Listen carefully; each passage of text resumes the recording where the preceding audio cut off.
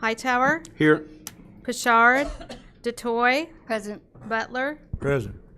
6 present. 6 present, we do have a quorum. Item number 2 is the approval of the minutes. These will be from December the 9th, 2025. Need a motion to approve if there's no corrections. Moved. Second. All those in favor? Aye. Opposed? Okay, moving on to the agenda. There are no removals from the agenda, so need a motion to approve the agenda. So move. Second. All those in favor? All right. Aye. Opposed? Okay, item number 4, audience comments. I have no audience comments. No audience comments? No one likes us? All righty, moving right on. Okay. Chairman's comments, item number 5, just our first meeting of the new year. Looking forward to a great year. A lot of challenges ahead, but as always, we will step up and take care of them. Okay. Moving on to item number 6, approve the payrolls. These will be the January 9th, 26 payroll run. Need a motion and a second, please. So move. Second. Questions on the payrolls? No? Okay. Roll call, please. Alderman Johnson, Yes. O'Kane, Yes. Hightower, Yes. DeToy, Yes. Butler, Yes. Poor, Yes. 6 yes. 6 yes, thank you. Moving on to item number 7, the approval of the vouchers payable. These will be from January 13th, 26. Need a motion and a second, please. So move. Second. Okay, any questions on the payables? Yes, I had a question.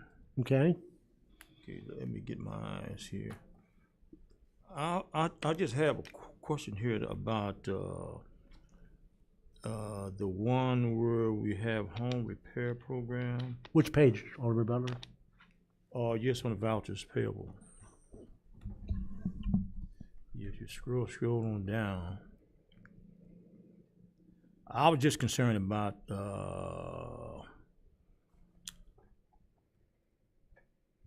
the repair. I see you got two, what's it, a 713 and says 718.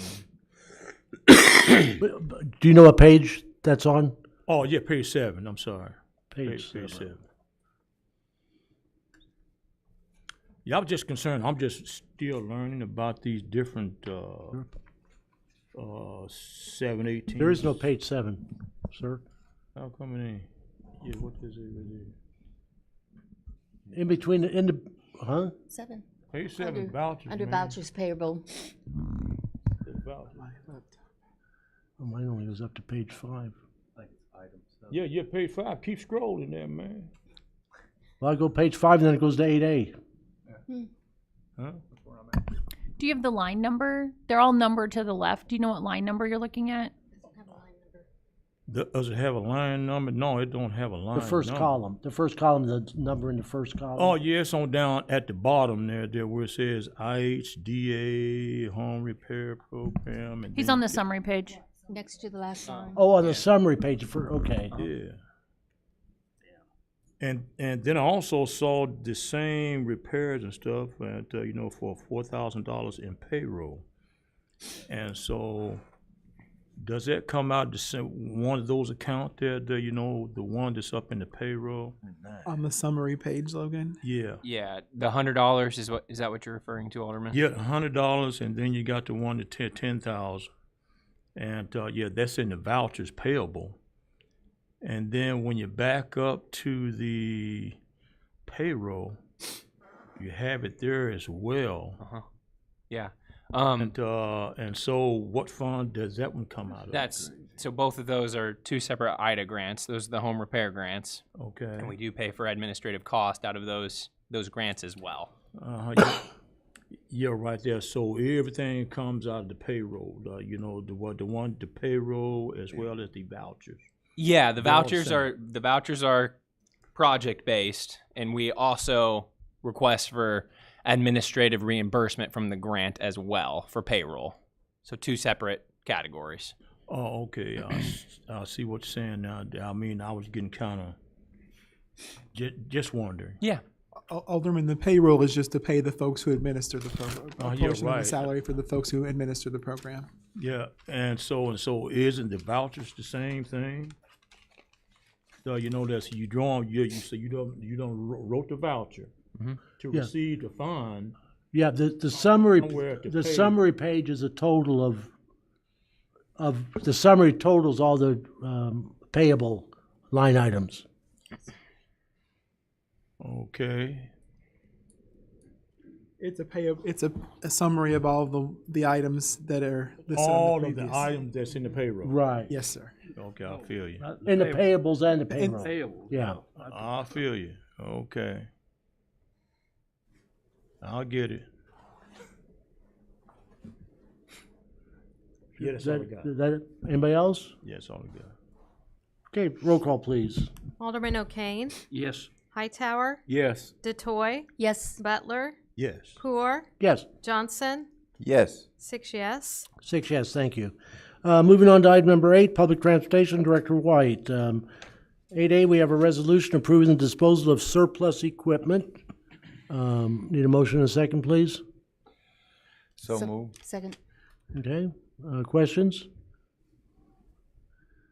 Okay, roll call, please. Alderman Hightower, Yes. DeToy, Yes.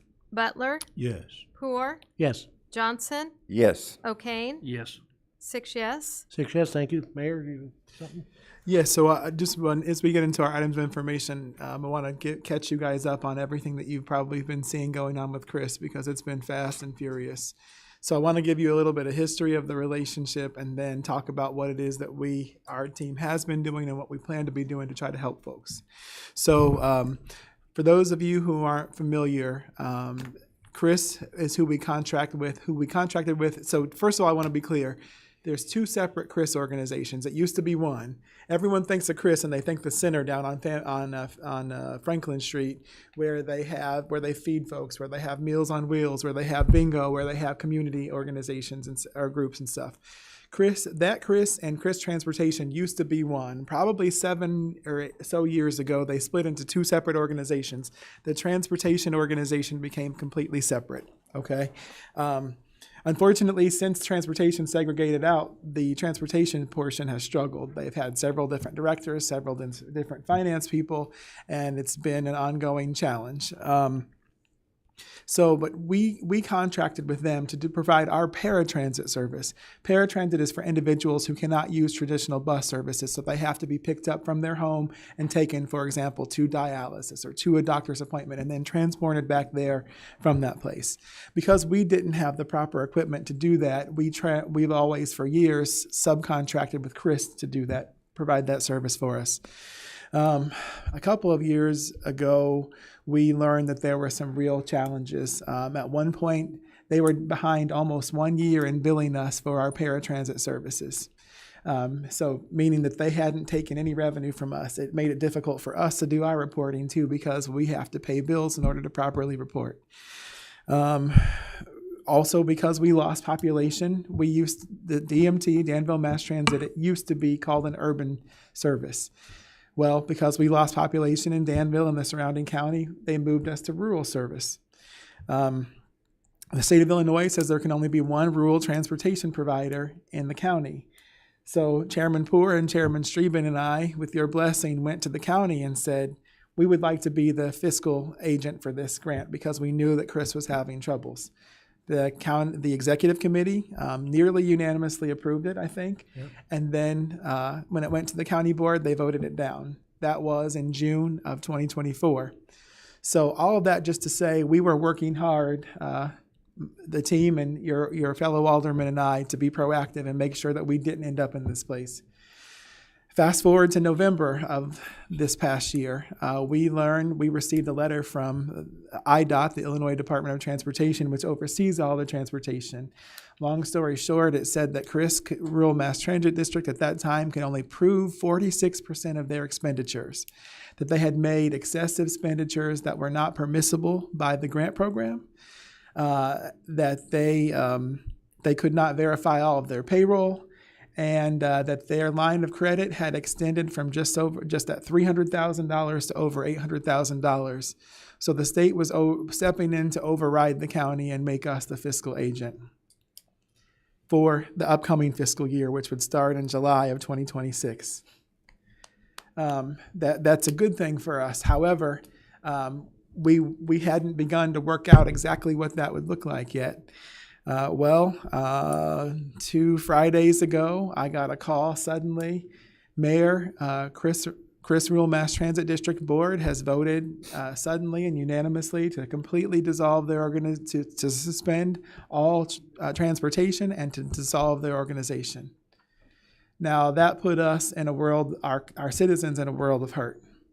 Thank the Lord, we had a director, White, with some foresight and a team with some foresight.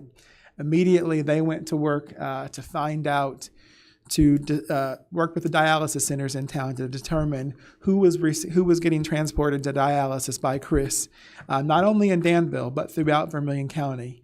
And they got that list. They worked with the ladies from the center, Miss Nakia at DaVita, and then Miss Diane at Danville Dialysis, and those ladies were incredible.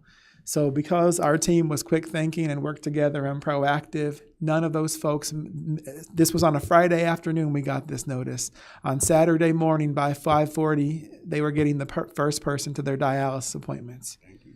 So I want to congratulate and thank our Director White and his team for all the quick work that they did, and also our partners from DaVita and from Danville Dialysis, because literally they've been saving lives. Yes. They have continued that service, and while we work through the Department of Transportation on more of the logistics.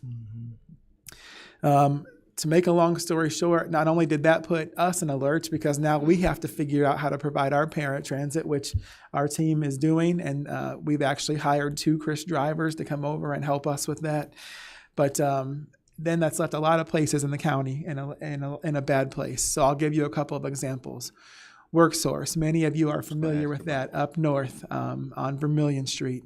They have 100 and some odd clients, 80 some of which are provided transportation to and from this place every day. These are adults with developmental disabilities. They go there for life skills. They go there for group sessions. They go there for training, for recreation, and for job placement.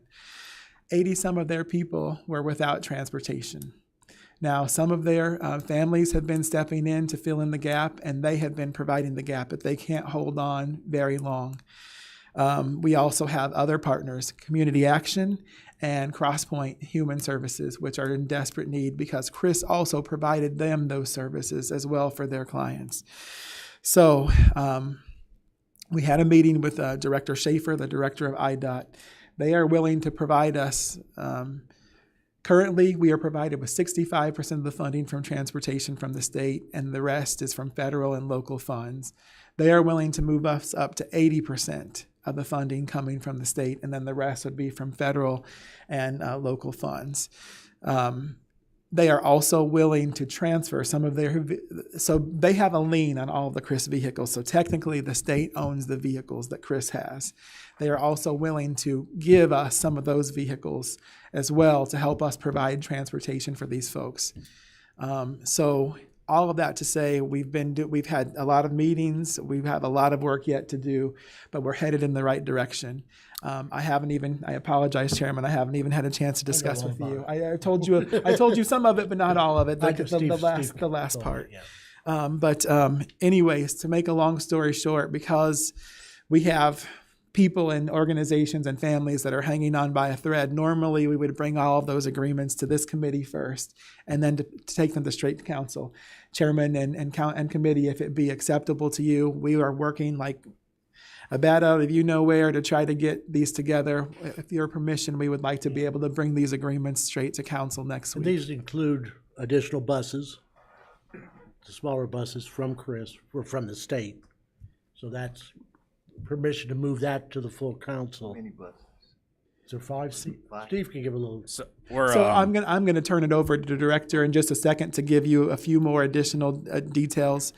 I'm sorry, I should have done that first, Chairman. Go ahead, Director. So the vehicles we're getting, there's 2 vans and 5 of the medium duty buses, the little smaller buses that Chris had. The state actually gave us permission to go over and get those so we could start servicing them, making sure they're up to our standards, get the lettering off of them, so that way when we get the blessing from the council, right away we can start using those and start servicing the people that need it. There is one other thing I wanted to bring to you guys. So part of this deal is there's 6 vehicles over there that are beyond their useful life. They're just not worth fixing. The state is going to sign those over to us, and then we get the money from scrapping them. So you'll see 7 vehicles, 2 buses, or 2 vans, 5 buses on one resolution. The other one will be 6 vehicles. Those we're just gonna take ownership of, and then they're going straight to the scrapyard. Director Schaefer has also indicated that they would be able to help us with emergent funds. So right now, technically, we aren't contracted to do transportation for the entire county, but they are reimbursing us to do so because there's no other option for them to do so right now. But we still do need an updated agreement with the state as well, not only to accept these vehicles, but also about the funding sources, et cetera. So again, One last thing.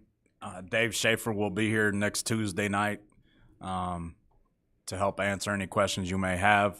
He just won't go into detail about Chris, but any details you need about what our organization will look like, or the direction we're going, he will be more than happy to answer those. So essentially, Chris also provided paratransit for the entire county. So what this would mean is that Danville would be taking over paratransit services for the county, and that's why we would increase our funding, our revenue sources of 80% from the state in order to allow us to be able to provide that. Because what I was insisting on is, listen, we absolutely want to help our neighbors and cousins outside of the city of Danville, but we can't do that on the back of the Danville taxpayers, right? It's only fair if they pay their share. So and Director Schaefer was absolutely open to that. And like the mayor said and Steve said, it usually would go another month till we met again, but with the timeliness and everything and how this needs to move forward, we need to be able to vote on it at the next council meeting. Right. Alderman Butler. Absolutely. You're right. That was going Absolutely. that was going to be my next question there too. To the sense that funding that they give is for the whole county of Vermilion County, and I was just wondering how that was going to work. But I see you on top of it there, Steve. I really appreciate it as well. We'll have full control of the funding. Yeah, you're right. Yeah, and that's good. I'm glad you really stepped up to the plate. Thank you. It makes our city looks good that we're stepping up for the concern of the people. I have a lady, my neighbor, and and she used that same transit to take her to dialysis. And I was offering my help to transport her to the dialysis. So thank thank you all for stepping up. I really appreciate Thank you, sir. it. Yes, Is it you're okay welcome. then with the mic? Alderman okay? Yeah. Absolutely. Are you optimistic that we'll find the drivers? Oh yeah. They've already been beating down our door, Alderman. When they Okay, when they well. closed their doors over there Friday, Some of those vehicles didn't take a full CDL license, did they? none of those vehicles take a CDL, Okay, so that's- that's the good thing about it. But we've hired 2 that have been helping us this last week. Tomorrow or Thursday, we'll have another full-time person and 2 part-timers start, so that way when we get to the point of having these vehicles ready to go, hopefully in a week or so, we'll have the drivers to put in the seat. Chairman, I also want to thank our comptroller and her team. They've also been instrumental in helping us sort out these funding and making sure everything is accurate and on point. So we appreciate you. Yep. And one of the things that I'm the proudest of is the way our people work together, especially in times of need. We always say around here, we're going to do the next right thing, no matter what anybody says or does to us or how they treat us. We got to do the next right thing, especially when it comes to our people and especially when literally lives are on the line. So, Thank you. Yeah. And the state, the state, Thank you. they stepped up so much too in this whole ordeal because of the. Yeah, they were very supportive from the very beginning. Anything that we needed or we still need, they're very receptive to. And They're just a phone call away. I mentioned this to them a few months ago that this is what I thought would happen in a meeting, and we discussed it then, and they told me that they'd be here. So when this did happen, they were here on Monday. So it's good to have their support, and thank y'all for your support. Director Schaefer and Deputy Director Reese from IDOT have been incredible. I mean, even before this, they've been helping us. We also have some money that's been frozen for a while because of all of this mess. In terms of, you all know, our bus center, we're bursting at the seams. It's not handicap accessible. So we have money that the state awarded us to possibly construct a new or change our administrative building, and then also we don't even have space for all of our buses to be parked inside currently. They had frozen our funding and they'd frozen Chris's funding until this, this has been a year and a half, 2 years ago until this is sorted out. They've assured us that funding would all come to us. So my hope and my prayer is that within the next year or so that we'll be able to come to you with updated designs to have a new facility or a very updated facility so we can make sure we meet the needs not only of Danville citizens but all of Vermillion County. Alderman Butler. Yeah, I noticed that those buses were parked out there on Voorhees, and I don't know if that funding affect that building there, storage-wise, or are we? That might be a question for them, I guess. I don't know, Steve. I mean, I can answer that. They just wanted to get the buses that could be moved off of that property and secured as soon as possible. So myself and the maintenance team went over Monday, inventoried them, checked VIN numbers. The mechanics went through them, as much as they could, checking fluids and checking for lights on the dash and all that, and then we moved them out there. Yeah. So Alderman, those are actually parked on the old heat. We have secured those on behalf of the state. I don't want to give the exact location because I don't want folks to meddle. But I also want to thank Public Works Director Rui and his team for making sure that we were able to find a way to secure those. I mean, when they arrived on site at Chris, there were buses laying there, some of them in pieces. There were buses missing. Yeah, right there, because I noticed that they parked some way on out east and somewhere too. So, thankfully, Alderman, they've located We try to hide all the them. buses now, but it's still a mess. yeah, okay. Yeah, and just, IDOT was okay with where they're at, so they were were on they? site. Yeah, Oh. they actually helped us move them, so. Cool. And I One want to last, thank you, Steve. I mean, the foresight you had, seeing all this coming Coming. as it was coming, Right. and being able to put things in process for when it finally did happen. Mm-hmm. And I also want to give a huge shout out to former director Lisa Beef because she saw the writing on the wall and started taking steps to get us in a place to handle this. So huge kudos to her and thank you. I still forget and call her director since she's like, no, it's just Lisa again, Ricky. But Director Beef, I want to thank her for her foresight and help too because she helped set us up for success. we've been, she texted me, I think it was Monday or Tuesday of last week, and asked me how I was doing. So it was She it was a checking on nice little conversation Yeah, through a that's text. good. But one last thing, Mayor, you did ask permission to bring the contracts for WorkSource and Yes. CrossPoint. Okay. Yes, I did. So all that will be coming to our full council next Tuesday. So for WorkSource and for CrossPoint for sure, Director Watson at Community Action is still assessing it. She said, Rick, I need a little bit more time. So as soon as she comes up with what they need from us, I'll be bringing that to y'all as well. The last thing that I want to say is just, logistically how this is. Y'all, some of these patients have to be at their dialysis at 5:40. In the morning. So if we have to go to Hoopson to get them or down to Georgetown, our people are leaving at 4:40. None of us are normally on the clock. And I also want to shout out Robert and Petro and Denisha specifically from DMT. Those three have been just a huge help. Those are our administrators. Y'all, these guys were already out there. We have some drivers who have been off for medical leave and things like that. They've already been stepping in to help drive our buses. So now they're helping step in to drive our buses and these Chris buses. and as early as 4:30 in the, and if we have to leave at 4:40, then they have to leave at their house even earlier than that to get there.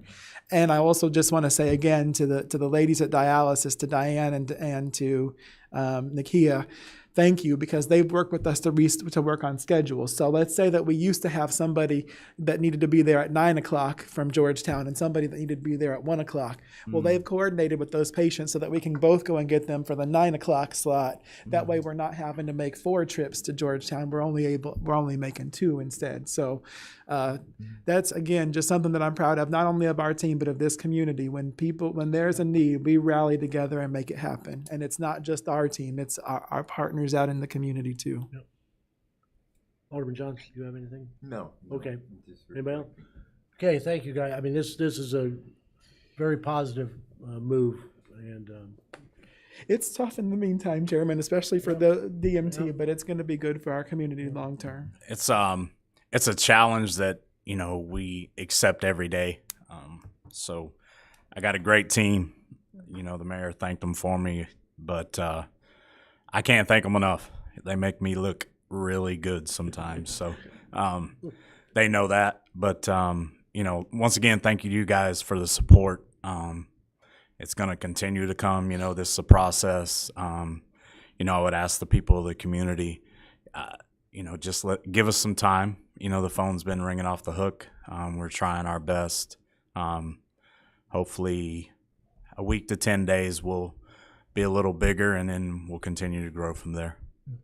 Yeah, Steve, you have to realize, too, that a lot of time that depends on the head, if he or she is, compassionate and, and looking out for the good and welfare, not only for yourself, but the employees as well as the people. I mean, it comes back. You always had that when you was a little fella.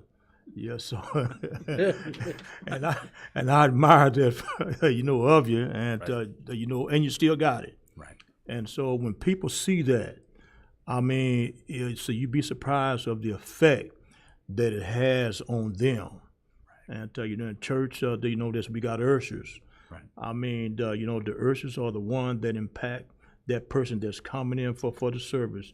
You greet them with a smile. I love you, have a good day, and, and continue to treat them well. Right. When you treat them well, they're going to treat you well. For those of you that don't know, Mr. Butler coached me in football when I was about that tall. So thank you again. Yeah. Appreciate it. Good job, everybody. Anytime. Okay, anything else, Mayor? Steve, anything else? Okay. And then the monthly reports, you can read that, but good things happening. Mm-hmm. All right, let's move on to Public Works, item number 9. Director Rui, we have 9A, a resolution amending the fiscal year 25-26 budget, Fund 301, for the H&L landfill leachate system demolition. Need a motion and a second. I think so. Move. Second. Eric's going to take this. Yeah, this one is for the resolution, the bid 789 for the H&L landfill system demolition that was approved, last city council meeting. This is more for the financial housekeeping of transferring funds to pay for that contract to Owens Excavating. So it's taking money from the reserves into the fund code. Questions? Okay, roll call, please. Alderman DeToy, Yes. Butler, Yes. Poor, Yes. Johnson, Yes. O'Kane, Yes. Hightower, Yes. 6 yes. 6 yes, thank you. 9B is a resolution approving a professional services proposal agreement for sanitary sewer rehab SSES Phase 1. Need a motion and a second, please. So moved. So moved. Second. Okay, Okay, this one is for design services with the RJN Group. If you recall, we have gone by resolution to get a IAPA loan for roughly $7.2 million, I believe, which we're moving forward with that. We are in the queue to as we're processing for that, and so this is going to pay this will be for the design of plans and specifications for Phase 1, which is a catchment area, a sewer area up by Winter, Jackson, and Vermillion. It's a large area up there. Basically, it's got a gravity main of about 52,000 lineal feet. There's about 208 manholes, and the consultant is proposing about lining about 30,000 lineal feet of that, and then doing manhole rehab. So that's about $7 million. So this is for that design of plans and specifications for that with RJN Group.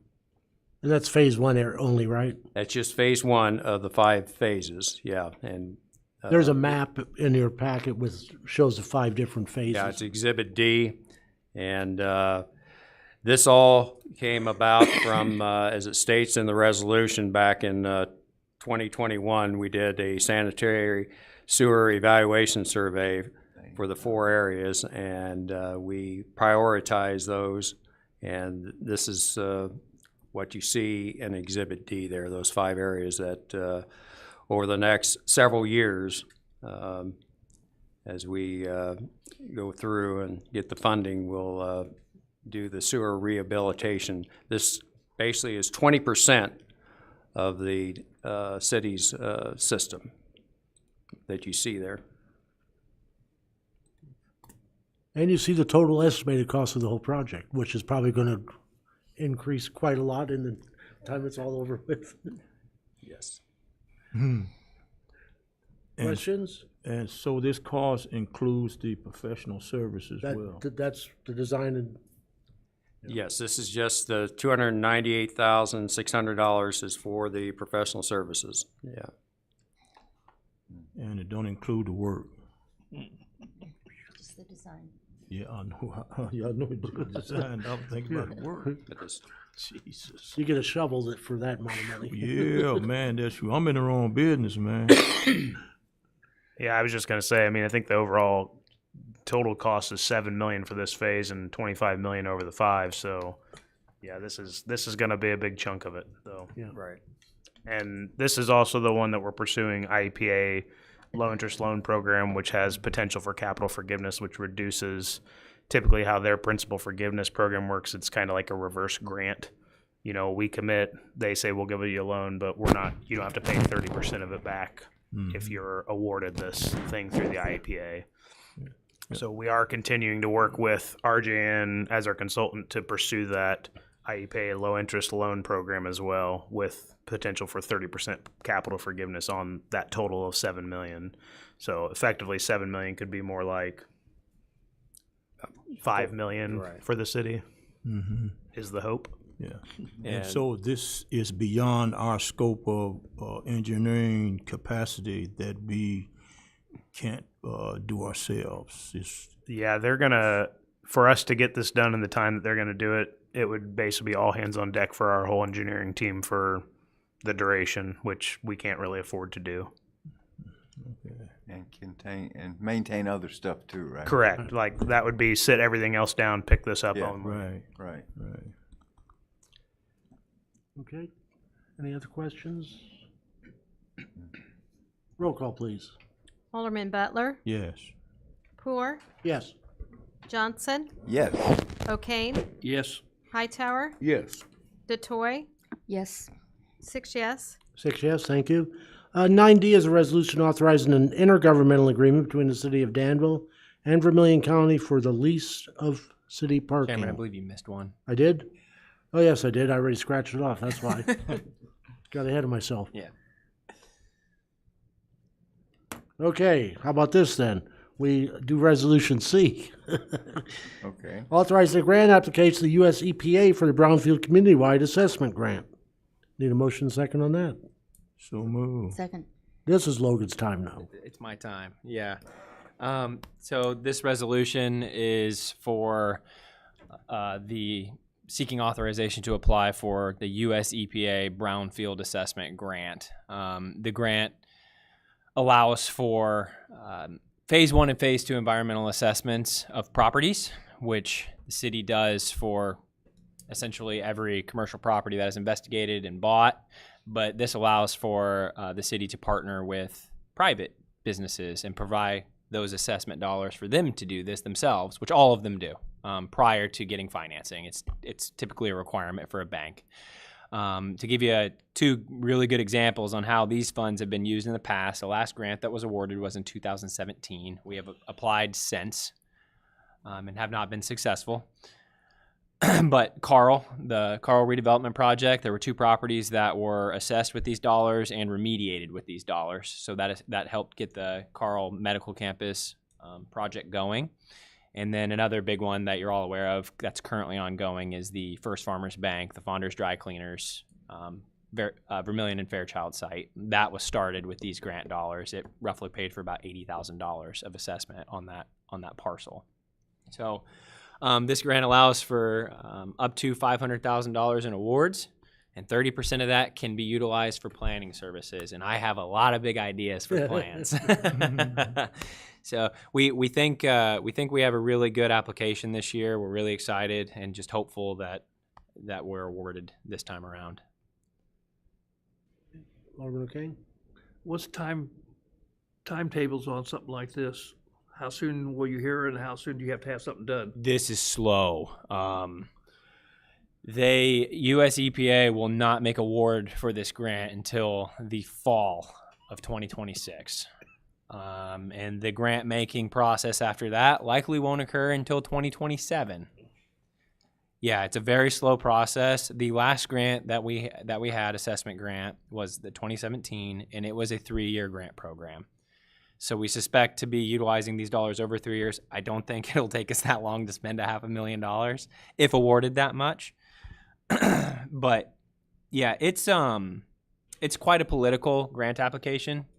So we're going to be reaching out to every single federal entity that we can. Cross our fingers. Yes. Anyone else? Okay, roll call, please. Alderman Johnson, Yes. O'Kane, Yes. Hightower, Yes. DeToy, Yes. Butler, Yes. Poor, Yes. 6 yes. 6 yes, thank you. 9D is a resolution authorizing an intergovernmental agreement between the City of Danville and Vermilion County for the lease of city parking. Need a motion and a second. So moved. Second. All right, so this is just an updated lease of of an ongoing lease that we've had with the county. They basically rent parking spaces from us in the downtown area for their employees and staff. So this is basically just an updated lease. The old one had expired, and so this is a new one.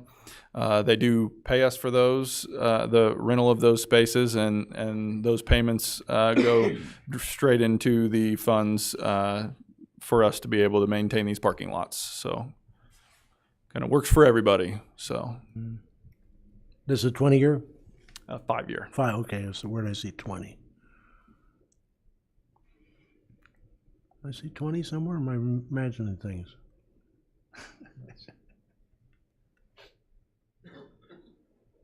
Chairman, Vice Chairman. Oh, Vice Chairman. There were some penalty clauses in there for people parking other places. How do you track that?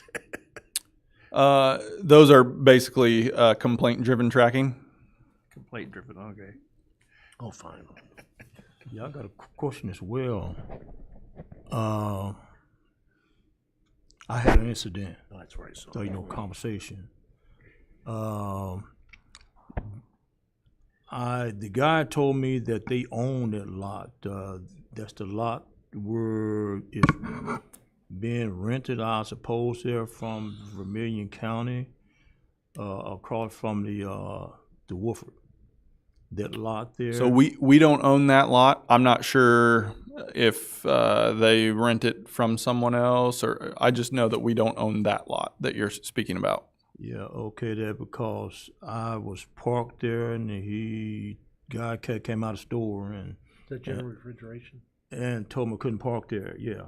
General Refrigeration owns that. Oh, you're right. Yeah, that's what he said. That's where he was from. And now my next statement or question is that do they have an agreement with the Vermillion County that their employees could park there? saw Judging some. by like the signage and stuff that's at that lot, I would assume that that wouldn't be something we would know because we don't own the lot. Yeah, okay. The reason why I'm asking the question, that I see us working on that lot. So And so how does that work? I mean, we are not working on that lot. There was potential that a city project may have caused damage to that lot. So we went and investigated. This was a while back. This Right, was well, probably a year ago. We Yeah, investigated that was the case, found that it wasn't, notified him via email, hey, if this happens again, we have verified this is not a city issue or a city-caused issue. So you would need to investigate that. I don't know if the problems have come back or not, but I do know that that all we did was investigate to ensure that our downtown project with all the sidewalks and everything, it was in an area that we had done some work, so we did some investigating to verify that that we didn't cause issue there. yeah, well, this came back. Okay. And they have it barricaded off Okay, now. gotcha. And there's another hole there too. So Yeah. So that would, how it's basically been left with the property owner is that if he sees that or is able to expose an issue that was caused by the city, leave it exposed, call us, let us see it, and then we will pay to repair it. But as our last investigation went, we're fairly confident that there won't be that. So therefore, it would kind of be on him to show us that there was an issue. Oh, okay, So, okay. yeah. Yeah, I was just wondering that there because I saw us working on it. And I said, well, there must be a city lot there. I can park there, there, because I do some work around in the area. Yeah. And so he came there the first time he put a paper on my truck there, not to park there. Your truck gonna get towed away, man. Yeah. And so I talked to him in person. So yeah, so I don't park there anymore. Okay, anybody else? All right. Roll call, please. Alderman O'Kane, Yes. Hightower, Yes. DeToy, Yes. Butler, Yes. Poor, Yes. Johnson, Yes. 6 yes. 6 yes, thank you. Moving on to Resolution 9E for maintenance under the Illinois Highway Code. Need a motion and a second? So moved. Second.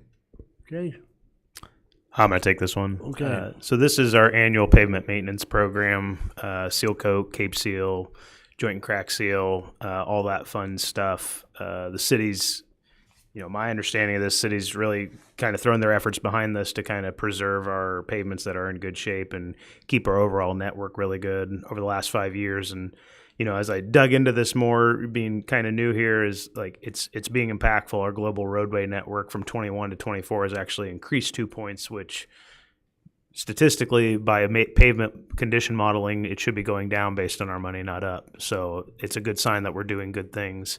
Basically, this resolution is just to continue that same program.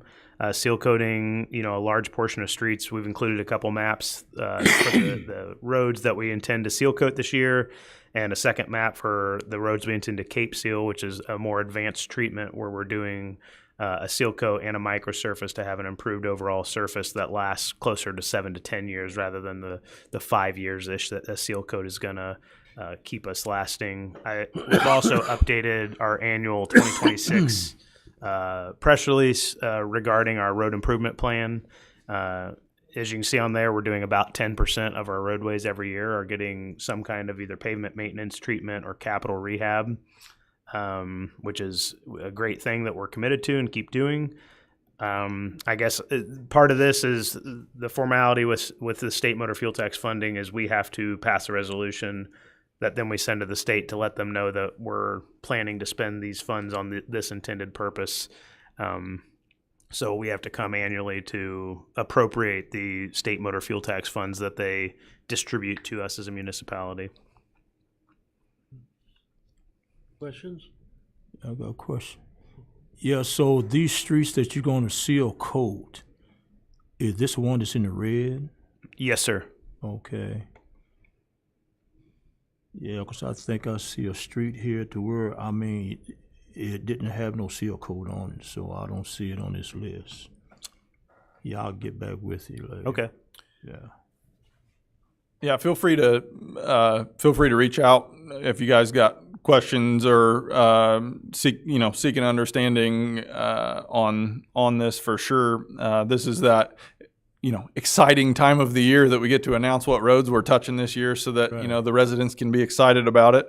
Exactly. But this is also where we put our maintenance efforts.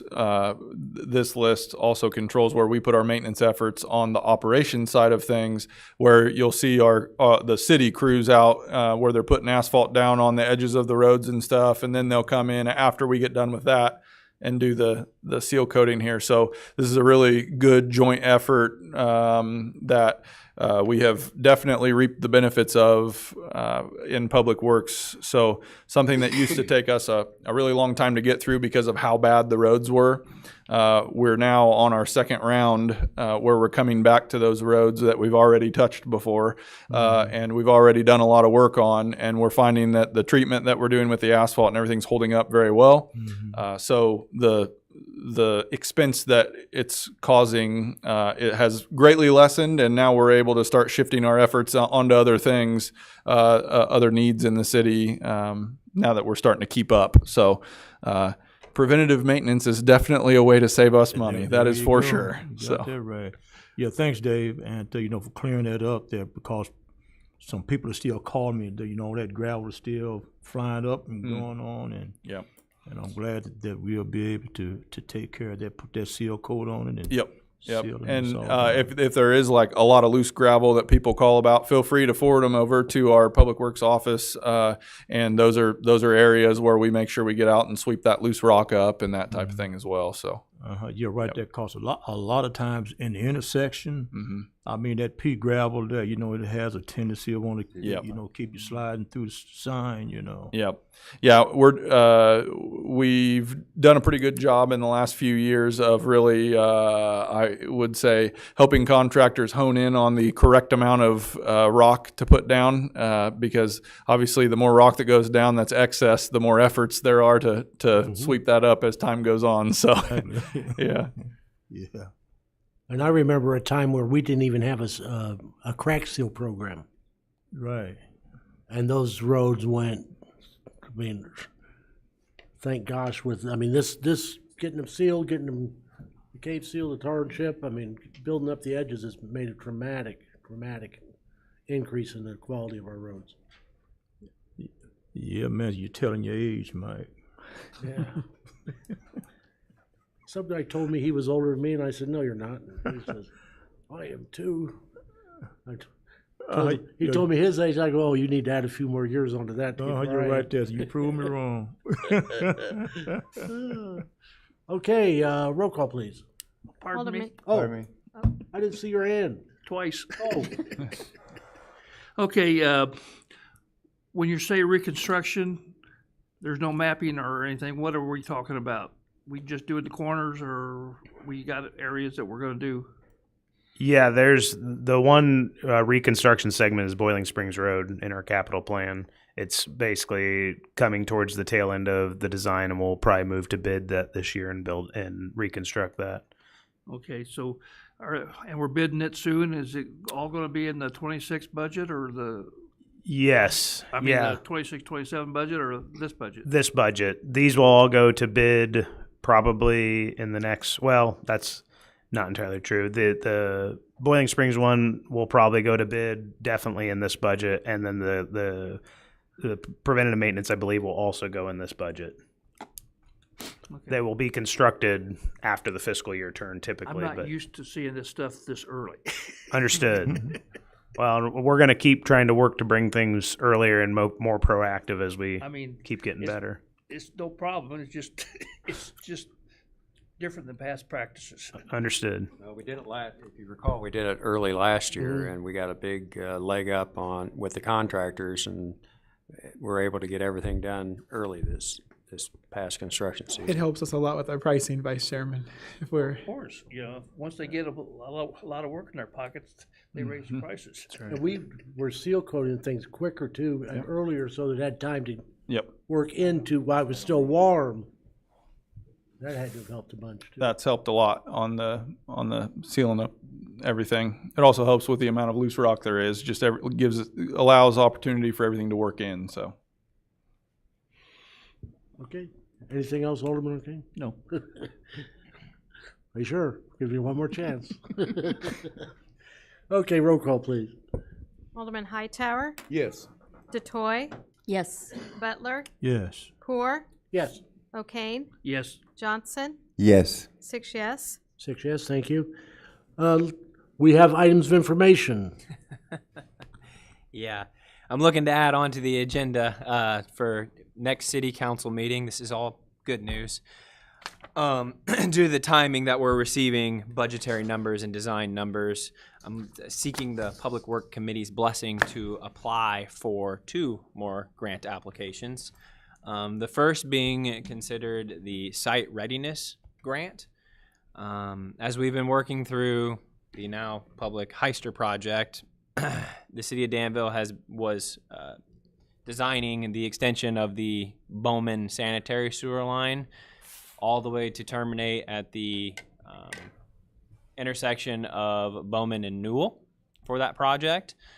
Design was heavily completed for that. The investment was made by the city of Danville, and as has been stated, it is still the city's intent to make sites shovel ready for economic development, large sites, which, as you are all aware, there's several sites at that location that are 50 plus acres. There's hundreds of acres that with infrastructure, they can be developed. We're projecting, the budgetary numbers came in yesterday morning for that extension, and they're projecting to be roughly $1 million to $1.5 million. It's a 20% match. We would be applying for that amount, and it would be a 20% match from the city of Danville.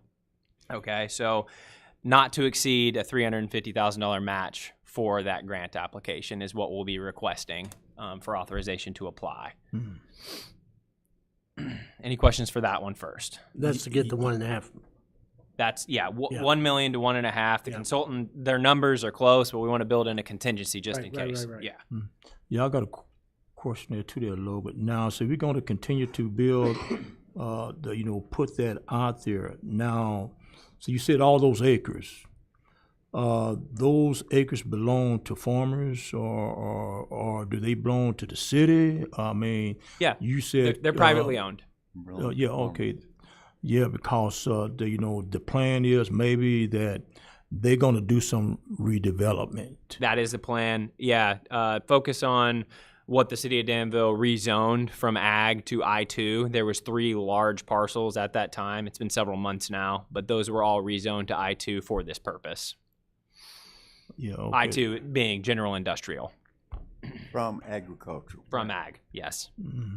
Okay. And this gets the sewer to that property. That's all they're missing, Right, yeah. infrastructure-wise. Power, water, everything is there except for sewer. Mhm. And this will not require a pumping station, right? No. gravity. All gravity There. Well, yeah, but Long run, yeah. And so the only Although thing there's that 2 we pumping will stations. recoup is from what's that road on back this way? East-West Newell.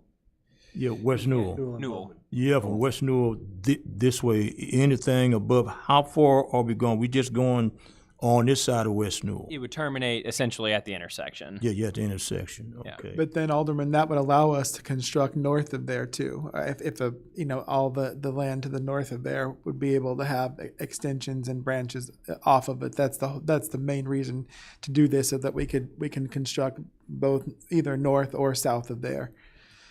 Because I think you and I have talked about this a little bit before. It's been a while, but a lot of the places are wanting larger parcels of land, right? So Right. if they want 50 plus acres, we're limited on where we can put them right now. So we're trying to secure this money from the state. They do 80% of it, we do 20% of it. That gets it ready so that when anything else comes along, we don't even have to wait for a sewer development. Right away, anyone can build and use the land immediately.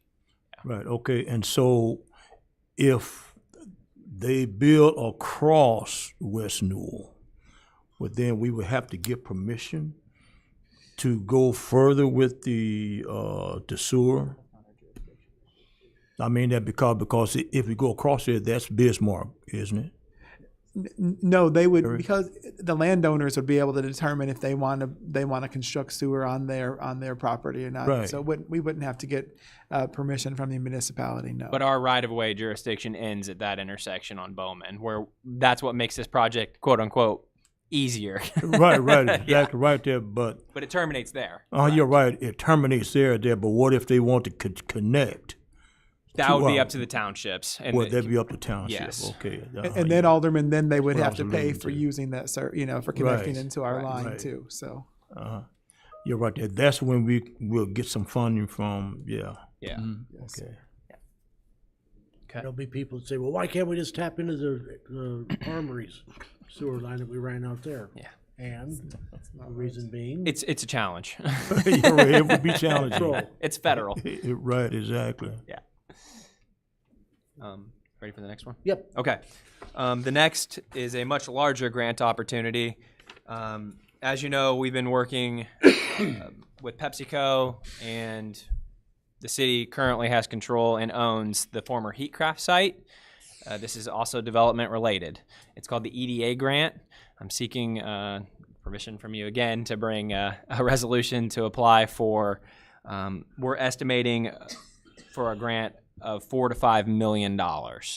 This is an identical match of 20% as the prior that we just discussed, so not to exceed $1 million. Now, this project is to remediate the floodplain that is located on Quaker and Heatcraft. It essentially splits the sites. It will never be developed on with this floodplain currently in place.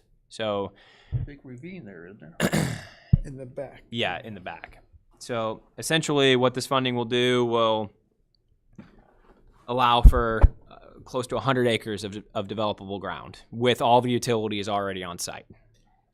And the rail spur and Yes. the solar installation. Yeah, this, I believe the city of Danville designed 99% of some flood remediation just for the Heatcraft site prior to, and at that time it was around $2 to $3 million to remediate that. Now we have the opportunity to apply for a grant to pay for 80% of this and make 100 acres of ground available. So again, the match of this would be 20%, not to exceed $1 million. This is currently being designed by a consultant, which is required for the grant application. So we would be applying for this as soon as the design comes in.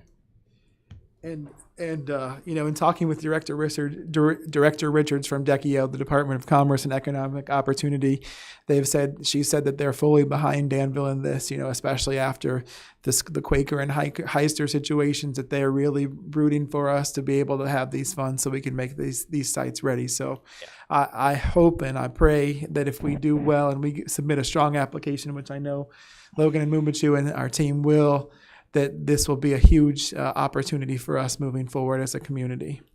Yeah. Okay, any questions on that one? no. So again, these are just because of time constraints, Yeah. getting it passed by the full council as quick as possible is a necessity. Yeah, I apologize. It was just how the numbers came in. The EDA grant specifically they are accepting application and awarding as we speak. So the sooner we can time get is it of the pipe, essence. the better chance we have to get the money. Yeah. Because once it's gone, then it's gone. Yeah. I have one more. And one more. Okay. Not asking for permission. This is an actual item of information. I don't know if everybody saw the Vermilion County surplus tax auction is occurring next week. It's very challenging, if not impossible, to bring contracts prior to the auction or an address list to City Council. So I just wanted to let you know that it is our intent to attend or attempt to pull or acquire properties off the list prior to the auction. Prior agreements with the county, we're confirming this right now, where the city of Danville can pull properties off of that auction list if they have a structure on them, or if the lot had a structure and the city of Danville demolished the structure and placed a lien on the property. We've went through the list, and there is 55 properties that we have identified. 30 structures make up the 55 of those. And the other are the city staff following the East Main Street Corridor Plan, and thoroughfares of vacant lots are a priority for us to identify as well. There are a couple in the Madison neighborhood as well. So just main area, if we're not going out and buying vacant lots at will, they will be in focus areas where we have actual plans behind, okay? And this is something we've done for the past several years. Yeah, what I tell the staff is it's time to reload the hopper. We're so efficient at demolishing blighted structures with grant funds, knock on wood. We consistently have to reload our property list to continue to apply for grant funds. That's essentially what we're doing here. One point of clarity, just to make sure this is clear, is when with the grant funds we've been using for the demolitions, we can't do those without owning the properties. So we utilize the grant funds to demolish these properties. If they're properties that are in areas of redevelopment, we'll maintain ownership of those until we assemble land, such as in the downtown area where we've had the ability to, see some houses built type thing. But then there's other areas where we'll then look to sell those and get them back on the tax cards. So. Yeah, and to provide more comfort, because I know grants aren't always a guarantee. A lot of these structured properties are eligible in CDBG areas, which we know is a guarantee of demo funds coming into the city's account every year. And those have to be city-owned. And so those homes that, those lots, should I say, that the city owns, and if anyone wants to buy up those lots, wide area, we can still allow them to do some redevelopment as well. Yeah, correct. There are key areas where the city will not sell to Right. what you're referring to as a side lot program. Yes. But yes, there is a plethora of vacant city-owned lots around the city that Exactly. the city is currently selling through the side lot program. Yes. Okay, cool. Alderman O'Kane. I heard that the way they're doing it's changed this year. Is it online now? Yeah, it's a 2-day. Is that open to the public? It is. It's a 2-day online auction. The public has to register prior to placing bids. And when you say register, you can't be can you be a viewer, or you have to apply, or do you know? Yeah. So going through this on other sites is you likely have to register to see actual bids occurring. Yeah, and there was last year, I can't confirm that, but there was a registration fee for the city to even get the booklet last year. I know you used to have to buy a real expensive book. And That's stuff. that's what I'm speaking about. We are, just to give you a basis of timeline here. Typically, we put in for what the city either is eligible to pull off the list, or B, when we do place bids and win the auction for said properties, the contracts will come a couple of months later. That will be the formal time for the city council to consider the properties that are on that list. Okay, not sure of the price of each property, the minimum bid, but last year it was $750 minimum and then $100 processing fee, so $850 total. We expect it to be generally in that location. It could be a little more. So just expect that as well. Anybody else? I've got something really quick. Promise I'll make it quick, though. We have the Public Works Top 10 list that we brought to you guys about a month ago. We have done a lot of kickoffs here lately, getting a lot of those items rolling. So just wanted to, provide an update. Those things are starting to fall into place, and we're starting to move through the list. That we are loaded up pretty heavily in our schedules as we have all of our meetings and everything. So preface that with my next comment. I just wanted to just again extend an invite if there are aldermen that want to come out and sit down with us and walk through any of the specific things or anything that Public Works does, or want to just be shown around the Public Works facility or have specific questions, anything like that. We are always more than happy to take that time and really just seek to, I think, us equipping you helps you guys make good decisions on your end and, feel comfortable with the decisions you make. And so we always want to make sure that we're extending that opportunity for that time. And so more than willing to do that. And just with what I said the first time, especially I'd say the guys sitting up here and a few others out at Public Works, we have filled our schedules up with meetings and stuff. So if you want to come meet with one of us, feel free to give us a call ahead of time so we can make sure we're going to be available when you want to come. That would be the main thing. I hate not being available when somebody shows up for me. So 2 at a time. there you go. Yeah, 2 at a yeah, time. yeah. Three's but a majority more than of a happy. quorum. Right. So 2 at a time. There, 2 at a man. time to not violate the You only have Open 2 at a Meeting time. Act. That's the most, Alderman Butler, 2 from one committee. So you can have a total of 3 at most. So you could have 2 from this committee and 1 from another committee, or 2 from that committee and 1 from this committee, but you can't have 4. Yeah, I know. Because 3 is a majority of a quorum and 4 is a quorum of a committee, so. There you go. Yeah, you just messed it up, man. Yeah. So anyway, that's all I had. I just wanted to extend an invite. Anybody that wants to, learn more and understand, we'd be more than happy. I think it helps the city be a better place when we can do our part and help as much as we can. Okay, so let's get back to Logan. Everybody's okay with bringing that to the full council? Sure. Okay? Yeah. All right. I've got one item of information as to good news. So today we just got word a year and a half ago or so, we were awarded the SS4A grant, approximately a $10 million grant.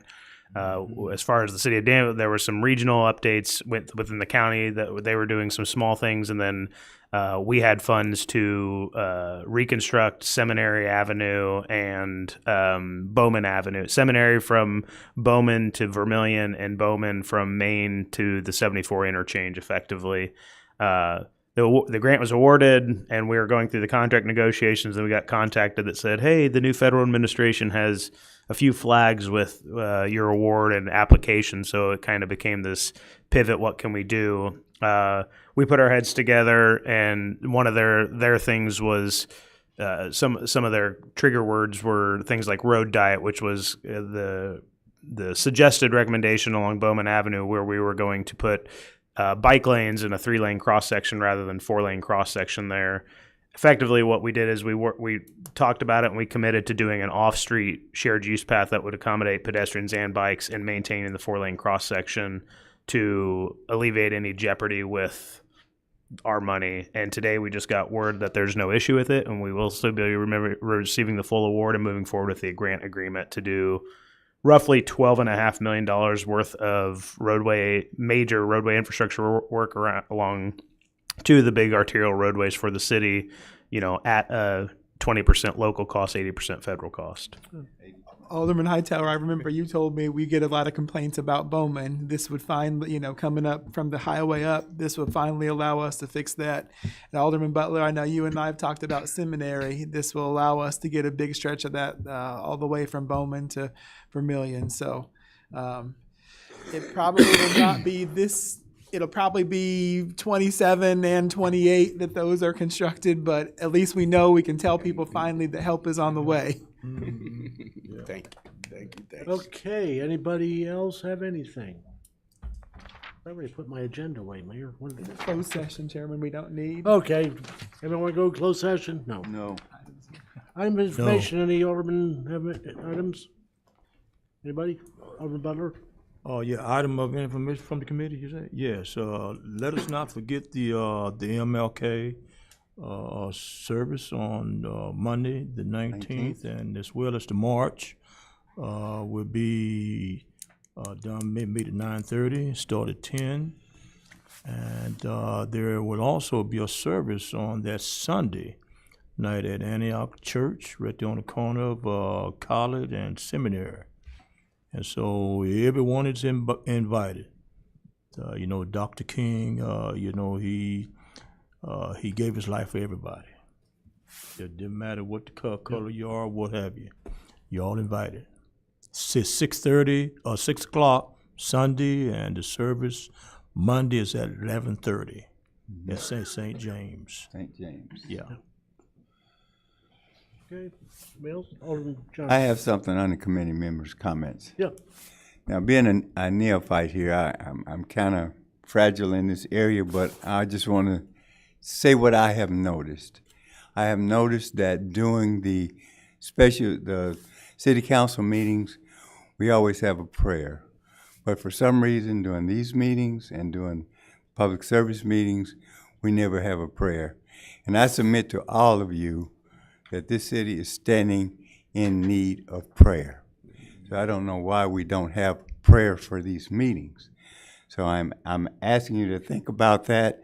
And even if we don't decide to have prayers in these meetings, I'm asking everybody in here and everybody under the sound of my voice to please continue to pray for the city of Danville. Amen. So with that, I'll leave it. Thank you, Alderman. You're not the, Alderman Johnson, you're not the only, I've never understood why we don't have a prayer before committee meetings. Mm-hmm. I said that once before. I think that our ordinance, outlines how our meetings are supposed to go, but we'll check. Clerk Hahn and I will check into it and get back with you. I'm sure we could probably add something.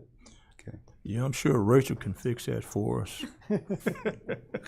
Yeah, have that on that agenda next time then, Rachel. We'll just move items of information to the top and we'll start off with the prayer. Yeah. That's all I have. You got it. Okay, anyone else? All right, having satisfied the agenda, motion to adjourn. So move.